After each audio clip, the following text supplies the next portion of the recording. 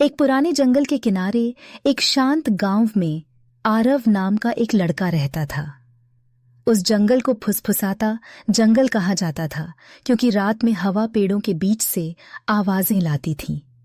धीमी फुसफुसाहट, चेतावनियां, कभी कभी चीखें। गांव वालों का मानना था कि जंगल जिंदा है। वे बच्चों को चेतावनी देते थे कि सूरज डूबने के बाद कभी जंगल में न जाएं। लेकिन आरव अलग था। उसे फुसफुसाहट से डर नहीं लगता था। उसे लगता था कि वे उसे बुला रही हैं। आरव अपनी दादी के साथ रहता था, जो कहती थीं, जंगल सब कुछ याद रखता है। मरने से पहले उन्होंने आरव को अजीब प्रतीकों वाला एक छोटा लकड़ी का पेंडेंट दिया। उन्होंने कहा, जब जंगल साफ साफ बोले तो अपने दिल की सुनना, अपने डर की नहीं। एक रात चांदी जैसे पूरे चांद की रोशनी में आरव ने जंगल से अपना नाम साफ साफ सुना, रव। उसका दिल जोर से धड़क रहा था, लेकिन उसके पैर अपने आप आगे बढ़ रहे थे। पेंडेंट को कसकर पकड़े हुए वह जंगल में चला गया। पेड़ ज्यादा ऊंचे लग रहे थे। उनकी परछाइयां जिंदा चीजों की तरह मुड़ रही थीं। फुसफुसाहट तेज होती गई, उसे और अंदर ले जाती रही, जब तक कि वह एक चमकती हुई जगह पर नहीं पहुंच गया। बीच में एक विशाल काला भेड़िया खड़ा था। उसकी आंखें जुगनू की तरह नीली चमक रही थीं। भागो मत, भेड़िया बोला। तुम सुनने वाले हो। आरव कांपा, लेकिन भागा नहीं। उसने पूछा, मैं तुम्हें क्यों सुन सकता हूं?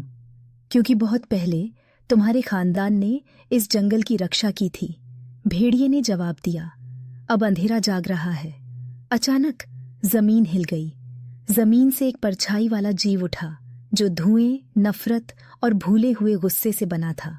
वह डर पर पलता था, हर उस चीख से मजबूत होता जा रहा था जिसे उसने कभी चुराया था। भेड़िए ने आरव के सामने सिर झुकाया।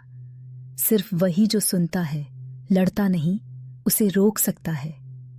अपनी दादी की बातें याद करके आरव ने अपनी आंखें बंद कर लीं। उसने हमला नहीं किया, उसने सुना।